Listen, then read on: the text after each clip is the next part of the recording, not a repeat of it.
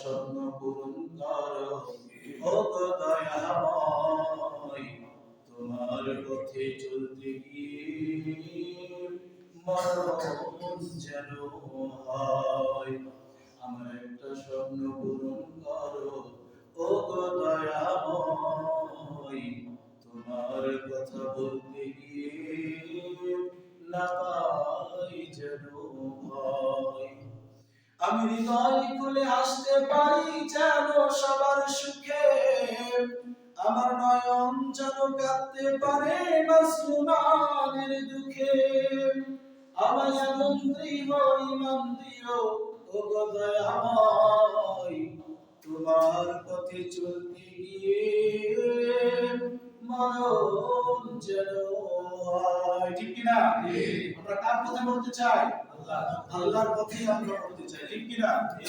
আল্লাহ রাব্বুল আলামিন ঘোষণা করে বলছেন, ইন্নাল্লাহা আশতারা মিনাল মুমিনিনা আনফুসাহুম ওয়া আমওয়ালাহুম বিআন্না লাহুমুল জান্নাহ। ইন্নাল্লাহা নিশ্চয় আল্লাহ রাব্বুল আলামিন আশতারা মিনাল মুমিনিনা মুমিনদের কাছে বিক্রয় করে দিয়েছেন আল্লাহ রাব্বুল আলামিন। কি বিক্রয় করে দিলেন? আল্লাহ রাব্বুল আলামিন বলেন, ইন্নাল্লাহা আশতারা মিনাল মুমিনিনা আনফুসাহুম ওয়া আমওয়ালাহুম। নিশ্চয় আমি মুমিনদের কাছে বিক্রি করে দিয়েছি তার এবং জান এবং মালের বিনিময়ে জান্নাত। সুবহানাল্লাহ। আল্লাহ বলেন, আমার কাছে জান্নাত আছে, কে কে তোমরা নিতে চাও? তাহলে জান এবং মাল দাও। সুবহানাল্লাহ। আর মানে বোঝা গেল জান এবং মালের বিনিময়ে আমরা কি পেতে পারি? জান্নাত। একটা ছাড়া আরেকটা অসম্ভব নয়। দুইটাই লাগবে, জান এবং মাল লাগবে। দুইটার বিনিময়ে জান্নাত পাওয়া যাবে। শুধু জান দেব মাল দেব না তা হবে না, মাল দেব জান দেব না তা হবে না, দুইটাই লাগবে। আল্লাহ রাব্বুল আলামিন ঘোষণা করে বলেন, ইয়া আইয়ুহাল্লাযীনা আমানু হাল আদুল্লুকুম আলা তিজারাতিন তুনজিকুম মিন আযাবিন আলীম। আল্লাহ রাসূল সাল্লাল্লাহু আলাইহি সাল্লাম সাহাবায়ে কেরামকে ডাক দিয়ে বলতেছিল, আমার সাহাবারা, তোমাদেরকে এমন একটি ব্যবসার কথা আমি বলবো না। হে ইমানদার লোকেরা, তোমাদেরকে আমি এমন একটা ব্যবসার কথা বলবো না যে ব্যবসা করলে তোমাদের জীবনের গুনাহ খাতা মাফ হয়ে যাবে। সুবহানাল্লাহ। কি ব্যবসা? আল্লাহ রাব্বুল আলামিন বলেন, হাল আদুল্লুকুম আলা তিজারাতিন তুনজিকুম মিন আযাবিন আলীম। আল্লাহু আকবার। আল্লাহ রাব্বুল আলামিন ঘোষণা করে বলেন, যে ব্যবসা করলেন তোমাদের কঠিন আযাব, যে জাহান্নামের আযাব রয়েছে, সেই কঠিন আযাব থেকে তোমরা মুক্ত থাকবে। কিয়ামতের ময়দানে আল্লাহ রাব্বুল আলামিন বলেন, ওই সময় সূর্য মাথার আধার উপরে আসবে, মাথার আধার উপরে আসবে। ওই সময় মানুষ পেরেশানির মধ্যে পড়ে যাবে। ওই সময় দেখা যাবে মানুষের মগজগুলি টকবক টকবক করে ফুটতেছে। কঠিন মুসিবত। ওই সময় বলবে, ইয়া আল্লাহ, আমাদেরকে যে কোনো একটা ফয়সালা শোনায়া দেন, আমরা এই হাসরের ময়দানে অবস্থান করতে পারতেছি না। এত বিভীষিকা মনে করতেছে এর চাইতে জাহান্নাম অনেক ভালো মনে করবে। তখন আসলে কিন্তু তা নয়। ওই সময় বলবে, আমাদেরকে যে কোনো একটা ফয়সালা আপনি করে দেন, হয় জান্নাত না জাহান্নাম। এই আযাব সহ্য করতে পারবো না। মাথার মগজগুলি টকবক টকবক করে ফুটতে থাকবে। ওই সময় আল্লাহ রাব্বুল আলামিন বলবেন, এখন একদল লোক আমাদের আরশে আজিমের নিচে আসে। সুবহানাল্লাহ। আরশে আজিমের নিচে সাহাবায়ে 7 শ্রেণীর ব্যক্তি। আল্লাহ রাসূল বলেন, 7 শ্রেণীর ব্যক্তির মধ্যে আমি অন্য এক জোড়া আলোচনা করব ইনশাআল্লাহ। এক প্রকার ব্যক্তি বলি। একটা সর্বপ্রথম আল্লাহ রাসূল বলেন যে ন্যায় পরায়ণ বাদশা। সর্বপ্রথম ন্যায় পরায়ণ বাদশা যাবে কোথায়? আরশে আজিমের নিচে ছায়া পাবে। সুবহানাল্লাহ। দ্বিতীয় নম্বর আল্লাহ রাসূল ঘোষণা করে বলেন, যে ব্যক্তির দিলটা সব সময় মসজিদের সঙ্গে লাগানো থাকবে, এই ব্যক্তিটা আরশে আজিমের নিচে কি পাবে? ছায়া পাবে। ওই সময় বলা হবে যে এই সকল ব্যক্তিরা, 7 শ্রেণীর ব্যক্তিরা আরশে আজিমের নিচে ছায়া পাবে। আমরা দোয়া করি আল্লাহ রাব্বুল আলামিন আমাদের যেন আরশে আজিমের এক কোণায় হলেও জায়গা যেন আমাদের করে দেয়। আমিন। আল্লাহ রাব্বুল আলামিন ঘোষণা করে বলতেছেন, হাল আদুল্লুকুম আলা তিজারা, আমি এমন একটা ব্যবসার কথা বলতেছি যে ব্যবসা করলে তোমাদের কঠিন আযাব থেকে তোমরা মুক্ত থাকবে। আমরা সে ব্যবসা করতে চাই কি চাই না বলেন? চাই। কঠিন আযাব থেকে বেঁচে যাব যদি আমরা এই ব্যবসাটা করি। ব্যবসাটা কি? আল্লাহ রাব্বুল আলামিন ঘোষণা করে বলছেন যে কিরকম আযাব হবে, মিন আযাবিল আলিম, মানে অত্যন্ত কঠিন ভয়াবহ আযাব, যে আযাবটা জাহান্নামের মধ্যে প্রস্তুত করে রাখা হয়েছে। ওই জাহান্নামীদেরকে এই আযাবগুলো একে করা হবে, দেওয়া হবে। আর জাহান্নামে যারা যাবে বলা হবে যে তারা এই চামড়াটা পুড়ে যাবে, গোশত পুড়ে যাবে, এরকম ভাবে জ্বলে পুড়ে ঝলসে যাবে। আল্লাহ রাব্বুল আলামিন ওই ব্যক্তিকে আবার এরকম পুনরায় গোশত দিবেন, পুনরায় চামড়া দিবেন। তাফসীরে আসছে যে একবারে পুড়ে গেল, যে আমাদের জ্বালিয়ে পুড়িয়ে সাকার হয়ে গেল না, আপনাকে স্বাদ আস্বাদন করাবে। এই যে জাহান্নামের যে আযাবটা, এটা বলা হয়েছে মিন আযাবিল আলিম। এই জাহান্নামের আযাবটা অত্যন্ত ভয়াবহ। শুধু একবার আপনাকে জ্বালিয়ে পুড়িয়ে সারকার করলো আর যে সারকার করা হবে না, এরকম নয়। এই জাহান্নামে যারা যাবে, প্রথমে যারা যাবে এরকম ভাবে দেখা যাবে একবার জ্বালিয়ে পুড়িয়ে সারকার করে ফেলেছে, তারপরে আবার পুনরায় এই জাহান্নামে কি করা হবে, তাদেরকে আবার নতুন চামড়া দেওয়া হবে, নতুন গোশত দেওয়া হবে, আবার শরীরের কাঠামো দেওয়া হবে, আবার তাদেরকে জাহান্নামে আযাব দেওয়া হবে। কত বড় কঠিন আযাব! আল্লাহ পাক আমাদের সবাই সেই জাহান্নাম থেকে সবাইকে যেন রেহাই দিন, সকলে বলে আমিন। ওই সময় আল্লাহ রাব্বুল আলামিন বলতেছেন শুধুমাত্র এই ব্যবসা যারা করবে তারাই বেঁচে যাবে। কোন ব্যবসা? আল্লাহ রাব্বুল আলামিন ঘোষণা করে বলেন তুমিনুনা বিল্লাহি ওয়া রাসূলিহি ওয়া তুজাহিদুনা ফি সাবিলিল্লাহ বিআমওয়ালিকুম ওয়া আনফুসিকুম যালিকুম খায়রুল লাকুম ইন কুনতুম তা'লামুন। আল্লাহু আকবার। আল্লাহ রাব্বুল আলামিন ঘোষণা করে বলেন তুমিনুনা বিল্লাহ, যারা আল্লাহর প্রতি ঈমান আনয়ন করবে, যারা আল্লাহর প্রতি কি আনবে, বিশ্বাস স্থাপন করবে, ঈমান আনবে, কোনো প্রশ্ন ছাড়াই। আমরা আল্লাহর প্রতি ঈমান আনবো। কার প্রতি বলেন? আল্লাহর প্রতি ঈমান এনেছি, মুমিন হয়েছি, ঈমানদার দাবি করতেছি, মুসলমানের ঘরে জন্ম, আমরা ঈমানদার দাবি করতেছি, আমরা ঈমানদার। এখন দেখেন আমরা ঈমানদার হতে পারি কিনা, দেখেন এই কাজের সঙ্গে আমরা সম্পৃক্ত আছি কিনা। আল্লাহ রাব্বুল আলামিন তারপরে বলতেছেন তুমিনুনা বিল্লাহি ওয়া রাসূলিহি, যে আমার রাসূলদের প্রতিও তারা কি আনে, ঈমান আনয়ন করে। আল্লাহ পাকের প্রতি ঈমান, রাসূলগণের প্রতি ঈমান আনয়ন করার পরে আল্লাহ রাব্বুল আলামিন বলতেছেন রাসূলিহি ওয়া তুজাহিদুনা ফি সাবিলিল্লাহ, তুজাহিদুনা ফি সাবিলিল্লাহ, এক আল্লাহর রাস্তায় তোমরা জিহাদ করো। কি করো বলেন? আল্লাহ রাব্বুল আলামিন বলতেছেন তুজাহিদুনা ফি সাবিলিল্লাহ। এখানে তা শব্দ প্রথমে আসছে, তা যখন শব্দের প্রথমে ব্যবহার করা হয় এটা মুজারের সিগা হয়। কিসের সিগা? মুজারের সিগা।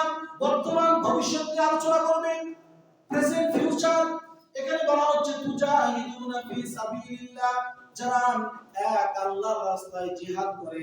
জিহাদ শব্দের অর্থ হলো প্রচেষ্টা করা। কি করা? আপ্রাণ চেষ্টা করা, প্রচেষ্টা করা। কি চেষ্টা করা? আল্লাহর জমিনে আল্লাহর দ্বীন কায়েমের চেষ্টা করা। ভালো করে বুঝবেন, প্রচেষ্টা কি? আল্লাহর জমিনে আল্লাহর দ্বীন কি করা? কায়েম করা। এটা কি করা? চেষ্টা করা। যে যেরকম ভাবে চেষ্টা করতেছে করুক, সমস্যা নাই, চেষ্টা করলেই হয়। অনেকে আছেন লেখনের মাধ্যমে জিহাদ করতেছেন, অনেকে আছেন কবিতার মাধ্যমে জিহাদ করতেছেন, অনেকে আছে শিল্পী ভাইরা গজলের মাধ্যমে, ইসলামী গানের মাধ্যমে জিহাদ করতেছে, অনেকে আছে বক্তৃতার মাধ্যমে জিহাদ করতেছে। আমার মতো যারা ইমাম রয়েছে তারা মসজিদের খুতবায় বসে থেকে হক কথা বলতেছে। ঠিক কিনা? এরকম ভাবে মাদ্রাসায় যারা যেগুলো হুজুর রয়েছে তারা তালবে ইলম হিসাবে ছাত্র মানুষ করতেছে, কোরআন শিক্ষা দিচ্ছেন। যারা রাজপথে আছে জিহাদ করতেছে, অন্যায় প্রতিবাদ করতেছে। এরকম ভাবে যেভাবে পারতেছে ইসলাম প্রতিষ্ঠার কাজ কি করতেছে? এইটা জিহাদ। এটাই কি বলেন তো? জিহাদ। জিহাদ মানে আমাদেরকে ভুল বোঝানো হয়েছে। জিহাদ মানে জ্বালিয়ে পুড়িয়ে সারকার করে ফেলা নয়, মানুষের ঘর বাড়ি জ্বালিয়ে দেওয়া নয়। জিহাদ মানে গাড়ি ভাঙচুর নয়। জিহাদ মানেই হচ্ছে আল্লাহর জমিনে আল্লাহর দ্বীন কায়েম করতে গেলে আপনাকে যে পদক্ষেপ নেওয়া জরুরি সেই পদক্ষেপ নেওয়াটাই আপনার প্রতি জিহাদ, ঠিক কি না?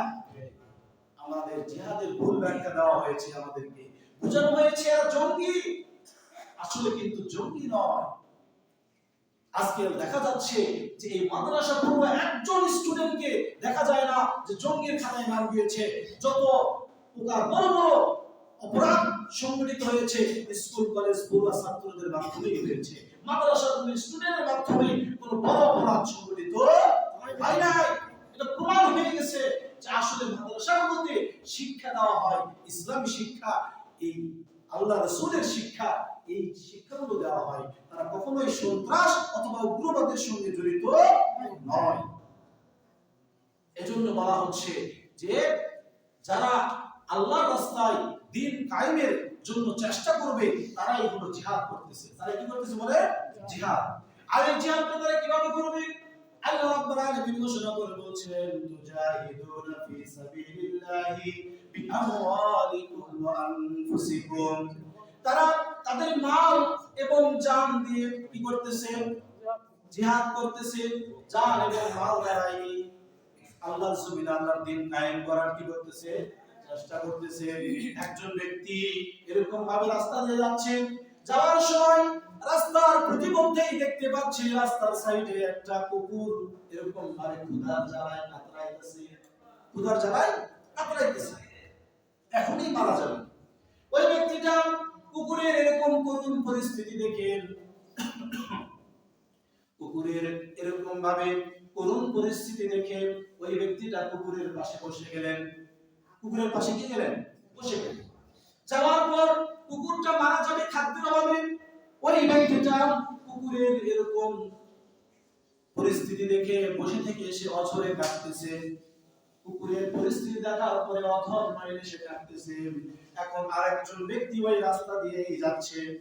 যাওয়ার সময় ওই ব্যক্তি ডাক দিয়ে বলতেছে, ভাই আপনি কাঁদতেছেন কেন?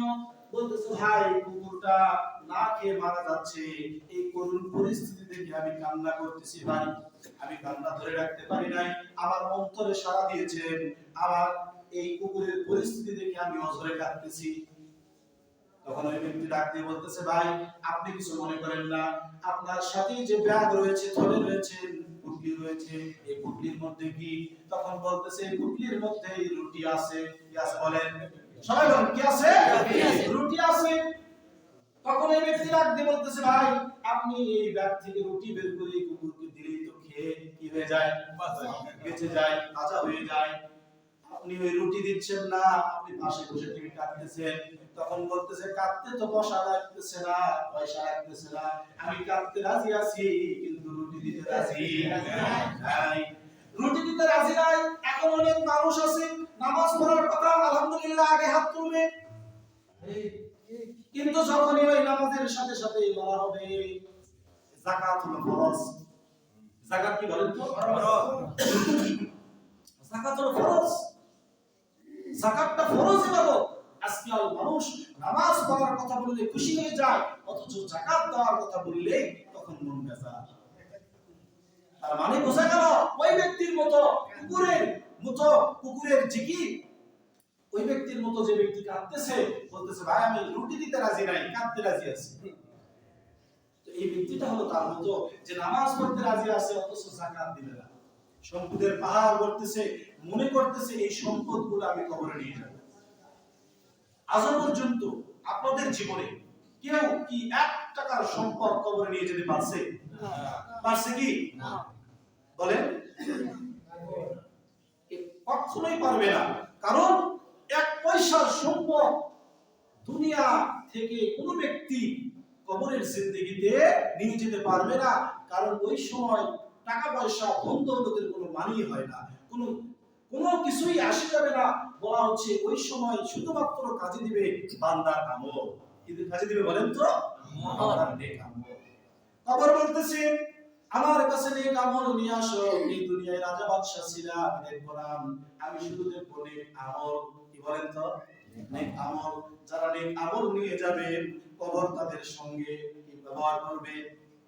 সুন্দর ব্যবহার করবে, ভালো আচরণ করবে। আর যদি ওই ব্যক্তিটা বদগার হয়, বদনল নিয়ে যদি যায়, কবর সর্বপ্রথম মঞ্জিল বলা হয়েছে, আল্লাহ রাসূল বলেন সর্বপ্রথম কবরটা ডান দিকে এরকম প্রশস্ত হয়ে যাবে, বাম দিকে প্রশস্ত হয়ে যাবে, যাওয়ার পর একবারে এসে চাপা দিবে। কি দিবে বলেন? চাপা দিবে। ডান দিককার মাটি বাম দিককার মাটি এমন ভাবে চাপা দিবে, আল্লাহ রাসূল এরকম ভাবে হাতটা এরকম ভাবে দেখায় দিয়েছেন, একটা বাম পাজরের হাড় ডান পাজরের হাড়ের মধ্যে এরকম ভাবে বিঁধে যাবে। এরকম কিভাবে কি যাবে? ঢুকে যাবে। এই বাম পাজরের হাড় ডান পাজরের হাড়ের মধ্যে চলে যাবে, ডান পাজরের হাড় বাম পাজরের মধ্যে চলে যাবে। আল্লাহ রাসূল এইভাবে দেখানোর পরে বলতেছেন, তোমরা জানো কেউ বদ আমল নিয়ে কবরে না আসো, নেক আমল নিয়ে কবরে আসবে। আর নেক আমল যদি বান্দার থাকে, ওই বান্দা তার সঙ্গে ভালো ব্যবহার করবে। সুবহানাল্লাহ, সুবহানাল্লাহ। এজন্য বলা হয়েছে কবরে টাকা পয়সা ধন দৌলত কেউ নিয়ে যেতে পারবে না। এজন্য আমাদের উচিত হবে নেক আমলের প্রতিযোগিতা করা। আপনারা বলেন, নেক আমলের প্রতিযোগিতা করা। অমুক ব্যক্তি নামাজ পড়তেছে, আমি নামাজ পড়ি। অমুক ব্যক্তি যাকাত দিচ্ছে, আমি যদি নিসাব পরিমাণ সম্পদের মালিক হয়ে থাকি, আমিও যাকাত দেওয়া আরম্ভ করে দিই। আমি না হিসি না মানুষকে টিটকারি করি, আমার নিজের মধ্যে আমলটি আনার চেষ্টা করি। এই যে ওসরের সময় চলে গেল, এই যে আমরা ধান লাগাইছিলাম, আমরা কয়েকজন ব্যক্তি হিসাব করে ওসর দিয়েছি, যাকাত দিয়েছি। জমির যে যাকাতটা রয়েছে আমাদের এটা দিতে হবে, এটা ফরজ ইবাদত। আমরা কয়েকজন দিয়েছি, এটা আমাদের করতে হবে। নামাজ পড়ার কথা বললে যেমন খুশি, আমাদের যাকাত ভিত্তিক অর্থনৈতিক ব্যবস্থা চালু হলে এই বাংলাদেশটা একটা সোনার দেশ হবে। সুবহানাল্লাহ। এজন্য বলা হয়েছে আলা লাহুল খালকু ওয়াল আমাল। আল্লাহ বলেন সৃষ্টি যার, আইন চলবে আল্লাহ। আইন চলবে কার বলেন তো? আল্লাহ। আল্লাহর আইন ব্যতীত অন্য কোনো মানব রচিত আইন দ্বারা এই দুনিয়া যদি চলে, তাহলে এই অশান্তির উপমহলে আমরা পড়ে থাকব। আল্লাহর আইন দ্বারা যদি এই সমাজ ব্যবস্থা পরিচালিত হয়, আমরা সবাই কি থাকবো বলেন তো? শান্তিতে থাকবো। কি থাকবো? শান্তিতে থাকবো। আল্লাহ রাব্বুল আলামিন আমাদের সবাইকে শান্তির যে বাণী, শান্তির বাণী হচ্ছে কোরআন। শান্তির বাণী কি বলেন তো? কোরআন। এই কোরআনটা এই জমিনে বাস্তবায়ন হোক, এটা আমরা চাই ইনশাআল্লাহ। কে চাই? একটু হাত তুলে দেখান ইনশাআল্লাহ। আল্লাহ রাব্বুল আলামিন কবুল করেন ইনশাআল্লাহ বলে আমিন। এই যে আপনি সাক্ষ্য দিলেন, আমি আল্লাহর কোরআনকে সংসদে দেখতে চাই, ঠিক কি না? এইটা আল্লাহ রাব্বুল আলামিনের ফেরেশতারা ছবি তুলে রেখে দিলেন, কিয়ামতের ময়দানে আল্লাহ পাকের কাছে দেখাবেন, আল্লাহ আপনার এই বশিরহাট দক্ষিণ পাড়ার এই মুসল্লি ভাইরা এই যে আপনার কোরআনের পক্ষে ছিল, তারা হাত উঠায় দেখে দিয়েছেন আমরা কোরআনের পক্ষে। আমরা কার পক্ষে? কোরআনের পক্ষে। আমরা কোনো বাতিল ফেরকার দিকে নাই, আমরা কোনো মানব রচিত আইনের দিকে নাই। আমরা একমাত্র মানব সংবিধান যেটা আল্লাহ রাব্বুল আলামিন দিয়েছেন, যেটা মানব জীবনের গাইডলাইন, আল কোরআন, আল কোরআনের পক্ষে আছি। আর পক্ষে আছি আল কোরআনের পক্ষে। আল্লাহ রাব্বুল আলামিন আমাদের সবাইকে আমলিয়াতের জিন্দেগি গঠন করে জান্নাত হিসেবে কবুল করে নিন। সকলে বলে আমিন। আল্লাহু তাআলা আলহামদুলিল্লাহি রাব্বিল আলামিন।